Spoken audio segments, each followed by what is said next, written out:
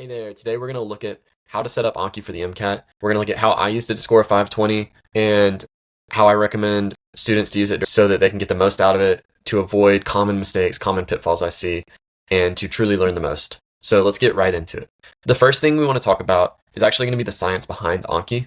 And I really like talking about this because this sets the stage for everything else we're going to do, and it explains a lot of the reasoning behind what we're going to do. So this is actually a topic on the test, on the MCAT. It's called Ebbinghaus forgetting curve. You can see the name right here.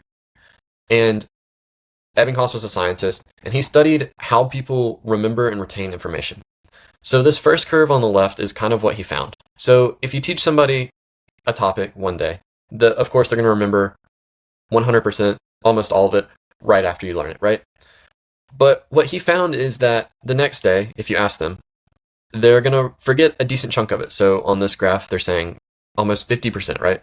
The next day, they're still going to forget more, and they'll forget and forget and forget, and it'll slope off, and it'll almost hit zero, right? They're going to forget almost everything, right? That's why when you have a class from years ago, you might remember one or two little snippets of information, but you're probably not going to remember the whole thing, right?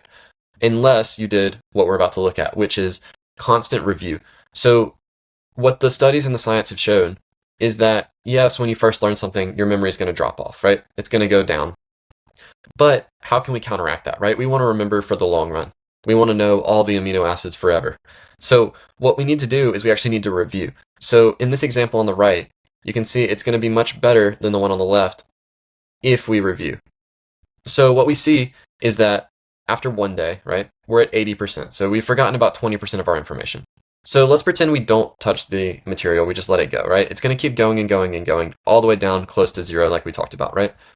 Now, the interesting part is, what if we do review it? If we review it and we see the material again, and we test ourselves on it again, it goes up to 100%, right? But that's not the only cool part. The most interesting part is that once it's at 100%, now it's not going to fall off as quickly. So look at this. How long does it take to get to 80 days at first? It takes 1 day, right? Now, how long does it take to get to 80 days the second time? It takes 2 days, right?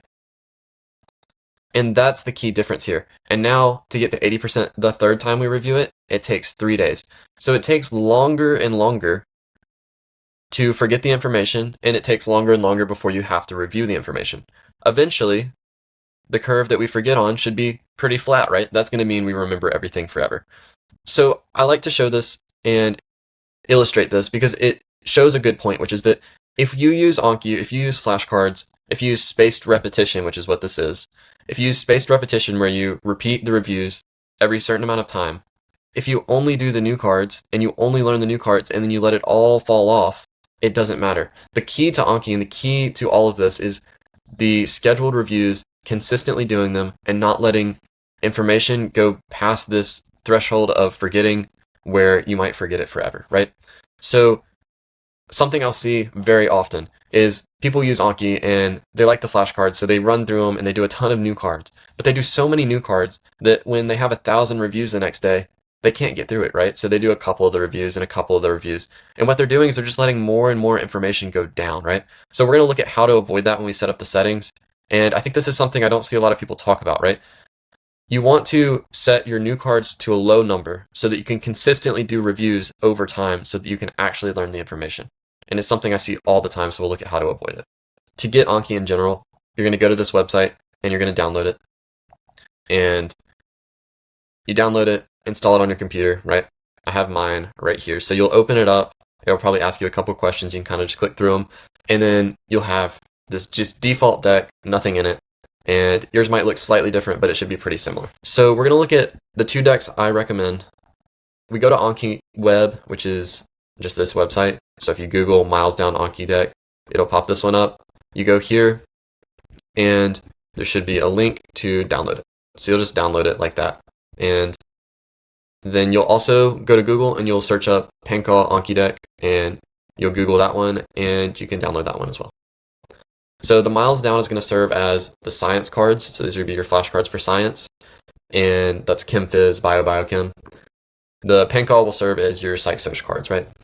So we're going to use a combination of these two. You can go ahead and click on them in your downloads right here, and they'll open up directly here. You can just click import, and here we go. Here's all the cards. And I'll do the same thing for the percentile deck. Import, like that, and perfect. Here we go. Here's our decks, okay? So now we want to set up our settings, and we want to have a game plan, right? So what we're going to do is, if you expand these out, you can see inside of Miles Down, we have every subject, right? The first thing we can do is just delete the behavioral, because we have a dedicated behavioral deck. It's right here. It's this MCAT blue heart. That's your percentile deck. But right now, let's just set up some of the first settings we're going to touch. So if you hover over this option wheel here and you click options, this brings up our setting page, okay? Again, yours might look slightly different to mine, but it should be pretty similar.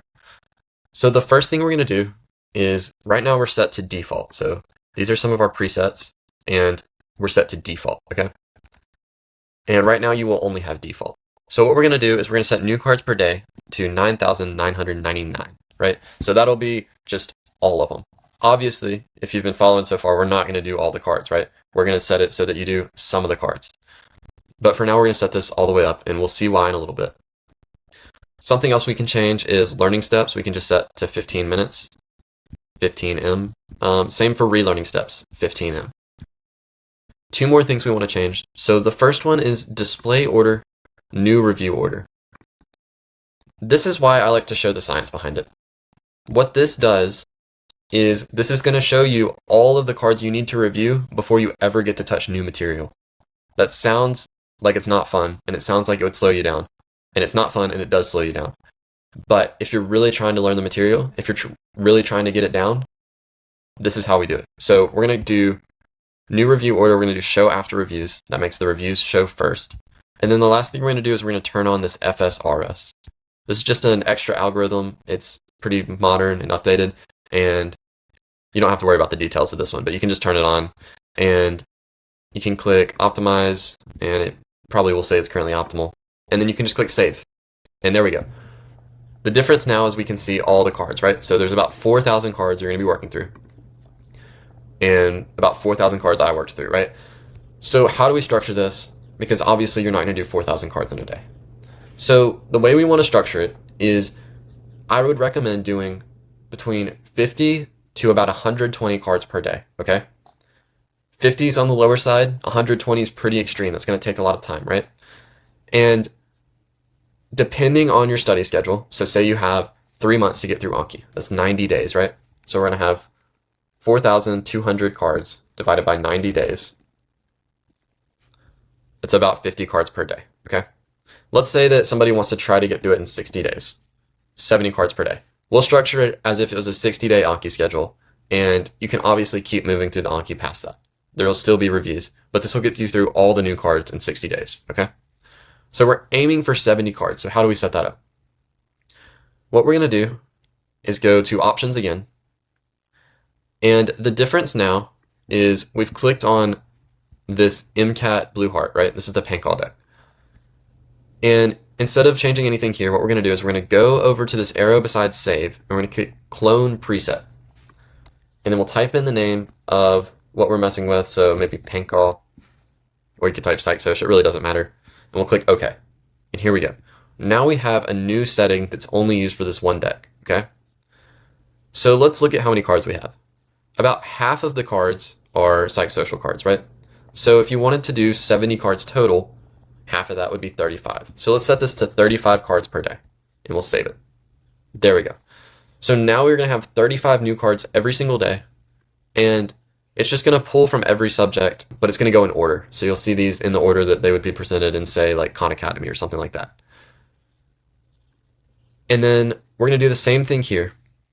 Now, when it comes to these science sections, if we did the same thing here, it would give us 35 biochem cards until we got all the way through the biochem deck. Instead, I like to set it up where you get a little bit of information from every section, right? So let's do that. Instead of doing the settings here, we're going to go to the settings in biochem. We're going to go to options and new cards per day. Oops, sorry. We're going to clone preset, biochem, new cards per day. And let's set this one to 10, I think should be about right. Save. Biology, this is about a quarter of 2,000, so we'll set this one to 10 also. We're just going to do the same thing.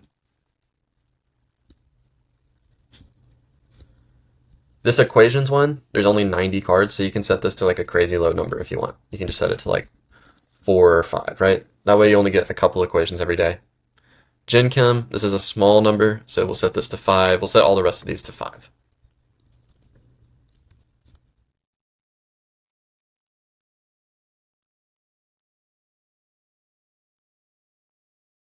All right, there we go.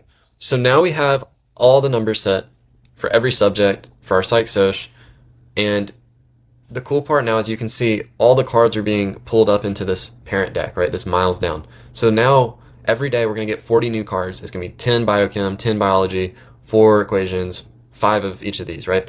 And like I said, you can adjust this number up or down depending on how long you're trying to go and how long you're trying to finish the deck in. 70 right here, finishing in 60 days is a pretty reasonable goal. So with this setup, you can see we have the number of cards we need to do every day. And this is so much better than just trying to run through the cards at your own pace because you're never going to know how many reviews are going to come up the next day. Let's show how a card looks and how to do one. So blank are where participants in an experiment change their behavior to try and act how they think the experimenter wants them to behave, right? So you're going to read this card, it's going to have the blank, and you're going to ask yourself, do I know this, right? So when you ask yourself, do I know this? Either you know the answer or you don't, right? If you know the answer, perfect. If you don't, that's also fine. So what you're going to do if you don't is you're going to click show answer, right? And this one was demand characteristics, right? So if you knew it, what you're going to do is going to click good, okay? And what good says is, hey, I knew the card, I'm good to go. And this number of time above it is how many days it'll take for you to see the card again, right? So I've already done this deck, so my days are pretty high. Yours might be lower, or they might be high. Either way, Anki will kind of adjust as you go. Now, if you didn't know the card before you flipped it over, I would click again. So right here, you would just click again. And again is going to bring the card back, usually the same day. It tells Anki, hey, I didn't know this. I'm not for sure on this information, and I need to see it again. And a lot of people ask me, they're like, okay, how do I change the numbers here, right? Like, I want to see this card in 2 days. And the answer is you don't. So the whole point of Anki, again, is that it's going to schedule it based on studies, based on how the average person's memory works. And if you trust that timeline, it's going to work out very well, right? So if you knew this card off the bat, 12 days is going to be perfect. If you didn't, 15 minutes is going to be perfect. And like I said, Anki will adjust for every single card that you get right or wrong, how much time you need. And the best thing to do is just trust how long that is and not worry about the time. All I would worry about is, did I get it right? If you did, click good. And did I get it wrong? If you didn't, click again. The other thing is hard versus easy. I think these buttons can be a little misleading. I also think people kind of look at the time and they're like, oh, I want to see this in this amount of time versus this one. When you're starting out with Anki, I would just use good and again. That's going to be the best way to get used to the algorithm, to get used to trusting how long Anki is and how long it takes to see new cards. So if I clicked again on this one, right, then now it's going to show up in 15 minutes. So you can see it disappears from my new cards, right? Now, I see this one, the bystander effect is when individuals, so that's when they don't help other people or help somebody in danger because other people are around, right? So I knew this one. So now I'm going to click good, meaning I know it, right? So now that card's not going to show up for another 4 days. Tomorrow, a lot of these cards I do today are going to show up in due, and there's going to be a bunch of green cards, right? So today I only have 70 cards. Tomorrow I'm going to have 70 plus another 70 green cards, right? Now the next day I might have 70 blue cards, and then I'll have, say, 100 green cards, right? And your reviews are going to keep going up and up and up until they get to about 2 or 3 times your amount of new cards, right? So with 70 new cards, I would say 140 to 200 would be about a normal amount of review.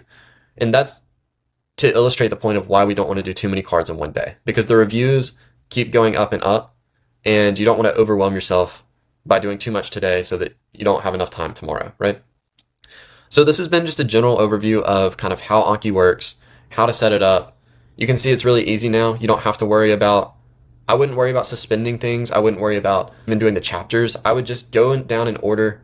If you're reading the books at the same times, that's completely perfect. You can just read the books at the same time and do the Anki cards. If you see stuff you haven't seen before, you can learn it during the Anki, or you can go look for it in the book. Either way works.